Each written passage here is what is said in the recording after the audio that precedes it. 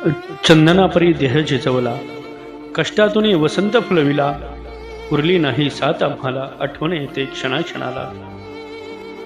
कै सुंदराबाई यशवंत मोरे. भावपूर्ण श्रद्धांजली.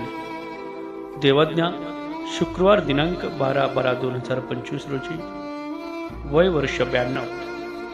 दशक्रिया विधी रविवार दिनांक 21/12/2025 रोजी सकाळी 8 वाजता पुष्पावती नदीतीरी, सांगनोरे, तालुका जुन्नर, जिल्हा पुणे येथे होईल. प्रवचनकार कैलास महाराज नायकवाडी, मड.